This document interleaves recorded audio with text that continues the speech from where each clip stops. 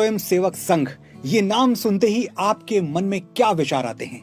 Anti Muslim, communal, Hindu राष्ट्र, कट्टरपंथी, दंगे फसाद। अखबारों और न्यूज चैनल्स ने बरसों से जो झूठ हमें बेचा है और हमने खरीदा है, उसकी छवियां अगर आपकी सोच को गुमराह कर रही हैं तो इसमें आपका कोई दोष नहीं है। सच कहूं तो गुमराह होना गलत नहीं है, गुमराह होते रहना गलत है। मैं इस वीडियो में कोशिश करूंगा कि लॉजिकल माइंड और रैशनल अप्रोच के साथ आपको आरएसएस की वो तस्वीर दिखा पाऊं जो मैंने अपनी आंखों से देखी है। शर्त बस एक है, ये वीडियो कॉलोनाइज्ड माइंड के साथ नहीं, फ्री थिंकिंग के साथ देखिएगा। नमस्कार, मैं हूं मनोज मुंतशिर शुक्ला। सबसे पहले एक डिस्क्लेमर, मैं किसी भी राजनीतिक या सांस्कृतिक संगठन का सदस्य नहीं हूं। किसी पॉलिटिकल पार्टी से मेरा कोई ऑफिशियल कनेक्शन नहीं है। मेरे जीवन में सिर्फ 3 एजेंडाज हैं, सत्य, सेना और सनातन। जो इन तीनों के साथ है मैं उसके साथ हूं, जो इनके खिलाफ है मैं उसके खिलाफ हूं। आगे बढ़ने से पहले आरएसएस का एक क्विक बैकग्राउंड चेक कर लेते हैं। 27 सितंबर 1925 विजयदशमी का दिन था जब डॉक्टर केशव बलीराम हेडगेवार जी ने नागपुर में आरएसएस की स्थापना की थी। सिर्फ 5 लोग इस शुरुआत में उनके साथ थे। डॉक्टर हेडगेवार के बारे में एक किस्सा सुना था जब मैं नागपुर गया था। 1905 में अंग्रेज सरकार ने वंदे मातरम गाने पर बैन लगा दिया था। सिर्फ 3 साल बाद 19 बरस के केशव राम ने अपने विद्यालय में पूरे जोर शोर से वंदे मातरम गा दिया। प्रिंसिपल ने कहा, माफी मांगो या रेस्टिट्यूशन लेटर तैयार है। वंदे मातरम गाने के लिए कोई देशभक्त कैसे माफी मांग सकता है? केशव राम ने नहीं मांगी, वो विद्यालय से निकाल दिए गए। इस घटना के 16 वर्ष बाद उन्होंने संघ की स्थापना की, जहां आज भी राष्ट्र प्रेम के लिए माफी नहीं मांगी जाती। 55,000 शाखाओं वाला संघ आज भारत ही नहीं, दुनिया की सबसे बड़ी वॉलंटरी ऑर्गेनाइजेशन है। आप इसे एनजीओ भी कह सकते हैं।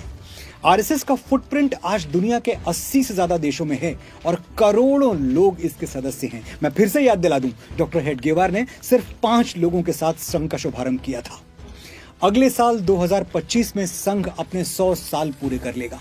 बड़े ड्रामेटिक रहे ये 100 साल, हजारों आरोपों से भरे और घिरे हुए। कभी संघ को कम्युनल कहा गया तो कभी तिरंगे और संविधान का अपमान करने वाला एक राइट विंग ऑर्गेनाइजेशन बताया गया। कुछ लोग संघ को मुस्लिम विरोधी मानते हैं तो कुछ भारत विरोधी। कितना सच है इन आरोपों में, आइए एक एक करके समझते हैं। अगस्त 1947 अंग्रेज भारत छोड़कर जा चुके थे, लेकिन दादरा नगर हवेली और गोवा अब भी पुर्तगालियों के कब्जे में थे। जुलाई 1954 में दादरा नगर हवेली को पुर्तगालियों से आजादी मिली, आरएसएस के सहयोग से। हिस्ट्री बुक्स चेक कर लीजिएगा। 2 अगस्त 1954 को संघ के स्वयंसेवकों ने सिलवासा में पुर्तगाली झंडे को उतारकर तिरंगा फहराया और दादरा नगर हवेली को भारत सरकार के हवाले कर दिया। आपने एकदम सही सुना, संघ ने सिलवासा में भगवा झंडा नहीं, तिरंगा फहराया था और देश के संविधान का आदर करते हुए, उसका पालन करते हुए दादरा और नगर हवेली भारत सरकार को सौंप दिया था। अब बारी थी गोवा की। नेहरू सरकार ने गोवा की आजादी के लिए मिलिट्री ऑपरेशन करने से इनकार कर दिया था। आरएसएस की फिलॉसफी एकदम क्लियर थी, जब तक भारत की धरती पर कोई भी विदेशी रूल कर रहा है, हमारी आजादी खंडित है, इनकम्प्लीट है, अधूरी है। और इसीलिए 1961 में जगन्नाथ राव जोशी की लीडरशिप में हजारों स्वयंसेवक गोवा पहुंच गए। इधर स्वयंसेवकों ने आंदोलन शुरू किया, उधर पुर्तगाली सरकार ने गिरफ्तारियां शुरू कर दी। जगन्नाथ राव जोशी सहित सैकड़ों संघ कार्यकर्ताओं को 10-10 साल की सजा सुनाई गई। सरकार जितने स्वयंसेवकों को जेल भेजती, उससे ज्यादा अगले दिन आंदोलन में शामिल हो जाते। सिचुएशन कॉम्प्लिकेटेड से क्रिटिकल की ओर बढ़ती जा रही थी। ऐसे में भारत सरकार ने गोवा में सैन्य कार्रवाई की और आरएसएस के सहयोग से 1961 में गोवा को पुर्तगालियों से आजाद करवा लिया गया। अगर आरएसएस ने पहल नहीं की होती तो शायद आज गोवा या दादरा और नगर हवेली जाने के लिए हम वीजा लगवा रहे होते। संघ को अपने हिंदुत्व पर, अपनी सनातन संस्कृति पर गर्व है। ये लेबल उन्होंने कभी छुपाया नहीं, लेकिन ऐसा भी नहीं है कि ये लेबल संघ अपने माथे पर चिपका के घूमता है। गर्व से खुद को हिंदू कहने का अर्थ इस्लाम या किसी और रिलीजन, कम्युनिटी या एथनिसिटी को छोटा बताना या उसका विरोध करना कैसे हो गया? हम जिस देश, वंश, धर्म में जन्म लेते हैं उस पर गौरव होना नेचुरल है। एक छोटे से एग्जाम्पल से समझते हैं। मैं दुनिया में सबसे ज्यादा इज्जत अपने माता पिता की करता हूं, लेकिन इसका यह मतलब तो नहीं कि मैं आपके माता पिता को छोटा समझता हूं या उनके विरुद्ध हूं। मेरे मन में सबके लिए बराबर सम्मान है, लेकिन पांव छूने की बारी आई तो सबसे पहले मैं अपने माता पिता के पांव छूने आगे बढ़ूंगा।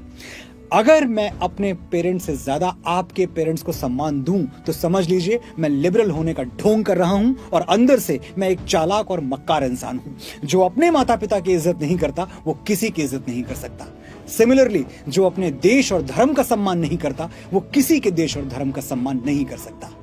संघ इस झूठे लिबरलिज्म से खुद को दूर रखता है, गर्व से खुद को हिंदू कहता है और इसीलिए अक्सर मिसअंडरस्टैंडिंग का शिकार हो जाता है। अपनी स्वार्थ सिद्धि के लिए संघ पर मुस्लिम विरोधी होने का आरोप लगाने वाले बड़ी आसानी से ये फैक्ट अनदेखा कर देते हैं कि संघ के करोड़ों कार्यकर्ताओं में एक बड़ा हिस्सा मुस्लिम स्वयंसेवकों का भी है।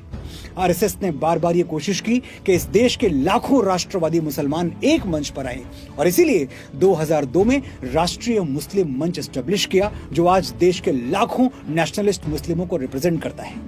सरसंघ चालक आदरणीय श्री मोहन भागवत जी कई मौकों पर कह चुके हैं, मुसलमान भारत का एक अहम हिस्सा हैं और मुसलमानों के बिना भारत की कल्पना नहीं की जा सकती। जिस संस्था का चीफ ऐसा स्टेटमेंट दे उसे मुस्लिम विरोधी कहना सही है या गलत है ये मैं आपको नहीं बताऊंगा, आप खुद समझदार हैं। इंटेलेक्चुअल्स को हमेशा ये डर सताता रहा कि आरएसएस एक दिन भारत को हिंदू राष्ट्र बनाकर ही छोड़ेगा। उनका ये डर कितना लॉजिकल है ये जानने से पहले आपको देश, राष्ट्र और राज्य का अंतर पता होना चाहिए। Country, state and nation are not the same. देश एक भौगोलिक, एक जियोलॉजिकल एरिया है जिसकी एक सर्टेन बाउंड्री होती है। राज्य एक पॉलिटिकल एंटिटी है जिसके अपने नियम, कानून, कायदे होते हैं।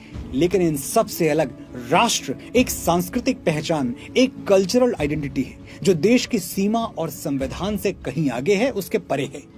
इसे ऐसे समझिए, अगर अमेरिका के कैलिफोर्निया में कोई हनुमान चालीसा पढ़ रहा है या ऑस्ट्रेलिया के सिडनी में कोई ओम जय जगदीश हरे गा रहा है तो इसका मतलब हुआ कि भारत राष्ट्र की सीमाएं अमेरिका से ऑस्ट्रेलिया तक फैली हुई हैं।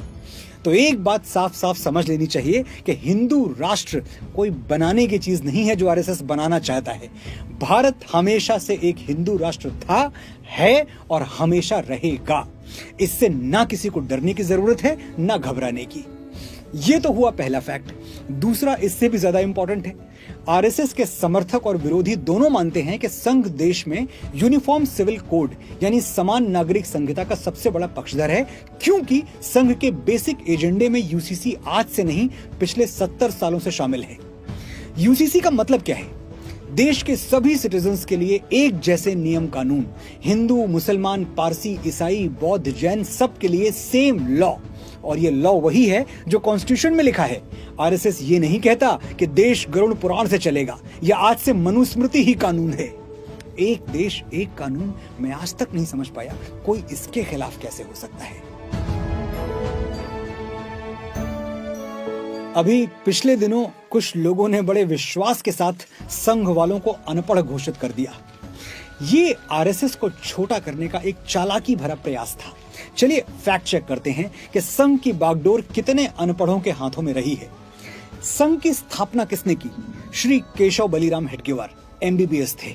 अगले सरसंघ चालक श्री लक्ष्मण वासुदेव परांजपे एमबीबीएस, फिर गुरु गोलवलकर बीएससी एमएससी एलएलबी, गुरुजी के बाद मधुकर दत्तात्रेय एलएलबी, फिर रज्जू भैया बीएससी एमएससी पीएचडी, के सुदर्शन बैचलर ऑफ इंजीनियरिंग और वर्तमान में श्री मोहन भागवत जी वेटनरी साइंस में ग्रेजुएट।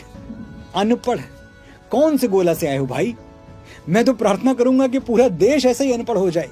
वैसे आरएसएस वाले 3 विषयों में अनपढ़ हैं, ये मैं भी स्वीकार करता हूं। झुकना, दबना और डरना, इन तीनों सब्जेक्ट्स में इनके नंबर 0 हैं। बाकी राष्ट्र धर्म का पर्चा बांट दीजिए, 100 में 100 आएगा। कुछ फैक्ट्स बताता हूं, ध्यान से सुनिएगा। आजादी के बाद कश्मीर के महाराजा हरि सिंह भारत के साथ विलय को लेकर असमंजस की स्थिति में थे। इधर हमारी सरकार भी हाथ पे हाथ धरे बैठी थी।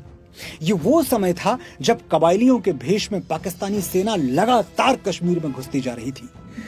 सरदार पटेल कितने बड़े विजनरी थे ये आप मेरे बताने से तो जानेंगे नहीं, इट्स एन ओपन सीक्रेट। सरदार को विश्वास था कि अगर महाराजा हरि सिंह को कोई समझा सकता है तो वो हैं गुरु गोलवलकर, जो संघ के दूसरे सरसंघ चालक थे। सरदार के आग्रह पर गुरुजी खुद श्रीनगर पहुंचे, महाराजा हरि सिंह से मुलाकात की, उनको कन्विंस किया और इस तरह कश्मीर का भारत में विलय संभव हो सका। ये अलग बात है कि नेहरू जी की लिबरल सोच ने कश्मीर और कश्मीरियों को पूरी तरह भारत का हिस्सा कभी बनने ही नहीं दिया। जब तक आर्टिकल 370 का एब्रोगेशन नहीं हुआ था, कश्मीर हमारा होकर भी हमारा नहीं था। वापस लौटते हैं 1947 में। देश का विभाजन हुआ। पाकिस्तान ने जन्म लेते ही भारत पर हमले की योजना बनानी शुरू कर दी। हमारी सेना शूरवीरों से भरी हुई थी, लेकिन हमें और पहरेदारों की जरूरत पड़ी। संघ के स्वयंसेवकों के पास ना तो कोई मिलिट्री ट्रेनिंग थी, ना कॉम्बैट एक्सपीरियंस। फिर भी वो निडर होकर सीमा की पहरेदारी करते रहे और जब पाकिस्तानी सेना ने सीमा लांघने की कोशिश की तो एक एक स्वयंसेवक चट्टान की तरह खड़ा हो गया, जान दे दी, हिंदुस्तान नहीं दिया। उधर ईस्ट और वेस्ट पाकिस्तान में हिंदुओं पर भीषण अत्याचार किए जा रहे थे। बड़ी मुश्किल से कुछ हिंदू अपनी जान बचा के सीमा पार करके भारत आ पाए, लेकिन भारत सरकार के पास इतने रिसोर्सेज नहीं थे कि वो इन रिफ्यूजियों को 2 वक्त की रोटी और सर पे छत दे सके। ऐसे में एक बार फिर संघ आगे बढ़ा। आरएसएस ने 3000 से ज्यादा राहत शिविर लगाए, बंटवारे से दरबदर हिंदुओं को सर पे छत दी, थाली में रोटी दी और बीमारों की हथेली पर दवाएं रखी। ये काम सरकार के थे, लेकिन आरएसएस ने मानवता की सेवा करने के लिए कभी सरकार का इंतजार नहीं किया। 47 से आगे बढ़ते हैं 62 की ओर। इंडो चाइना वॉर, वही युद्ध जिसमें हमारे देश की वामपंथी पार्टियां विभीषण बन गई थी। भारत में रह के, भारत का खा के चाइना का सपोर्ट कर रही थी, उनको चीयर अप कर रही थी। वैसे ये आदत आज तक नहीं बदली है, लेकिन अब फर्क नहीं पड़ता। एक स्टेट तक सिमट के रह गए हैं, थोड़े दिनों में वहां भी नहीं रहेंगे। Moving on to 1962, Indo China war. थोड़ा सा रिसर्च कीजिए, आपको ऐसी कई स्टोरीज मिल जाएंगी जहां सीमा पर डटे सैनिकों की सेवा में स्वयं सेवकों ने अपनी जान लगा दी।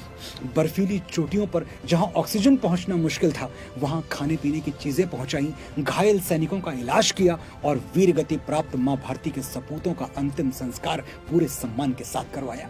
प्रधानमंत्री श्री जवाहरलाल नेहरू आरएसएस की इस निस्वार्थ सेवा से प्रभावित हुए बिना रह नहीं पाए। 1963 के रिपब्लिक डे सेलिब्रेशन में उन्होंने आरएसएस को पूरे सम्मान के साथ इनवाइट किया। इतिहास में पहली बार 3500 स्वयंसेवकों ने राजपथ पर कदम ताल करके पूरे देश को एकता, अखंडता और देश पहले का संदेश दिया। ऐ भारत माँ, तेरी माटी तेरा आदेश पहले, दुनिया के सारे सुख पीछे हैं, मेरा देश पहले।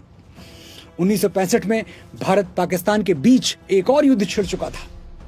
देश में सैनिकों की कमी थी, इसलिए प्रधानमंत्री लाल बहादुर शास्त्री ने दिल्ली पुलिस के जवानों को सीमा पर भेजने का निर्णय लिया। इस दौरान दिल्ली का पूरा ट्रैफिक कंट्रोल स्वयं सेवकों ने संभाला था। युद्ध के दौरान कश्मीर की हवाई पट्टियों पर जमी बर्फ को हटाने में भी स्वयं सेवकों ने दिन रात पसीना बहाया था। परिणाम, शास्त्री जी के नेतृत्व में भारत एक बार फिर विजयी हुआ। 1984 प्रधानमंत्री श्रीमती इंदिरा गांधी जी की निर्मम हत्या हुई और इसके बाद पूरा भारत सिख विरोधी दंगों की आग में जलने लगा। 84 के दंगों में स्वयंसेवकों ने हमारे निर्दोष सिख भाइयों बहनों को अपने घरों में शरण देकर उनकी जान बचाई। इमरजेंसी के दिनों में डेमोक्रेसी को बचाने के लिए सड़कों पर आरएसएस उतरा। जमींदारी प्रथा को एबॉलिश करने के लिए आंदोलन आरएसएस ने किए। भारतीय सैनिकों के लिए ब्लड डोनेशन कैंप्स आरएसएस ने लगाए। Orissa cyclone, Bhopal gas tragedy, Uttarakhand की बाढ़, गुजरात, नेपाल, श्रीलंका, इंडोनेशिया में आए भीषण भूकंप, इन सब आपदाओं में रिलीफ और सेफ्टी मिशंस में सबसे आगे आरएसएस रहा। संघ की इन सेवाओं को राष्ट्र हित माना जाए या नकार दिया जाए, इसका फैसला मैं आपके विवेक पर छोड़ता हूं। लेकिन किसी भी निर्णय पर पहुंचने से पहले आरएसएस का बेसिक प्रिंसिपल जान लीजिए। जाति, पंथ, प्रांत या भाषा से बहुत दूर, राष्ट्र प्रथम। संघ का अभिमान, संघ की शक्ति कोई एक व्यक्ति नहीं, बल्कि हम 140 करोड़ भारतीय हैं। ध्यान रहे, 140 करोड़, सिर्फ 100 करोड़ नहीं। आपने बड़े धैर्य से सुना, बड़े ध्यान से सुना।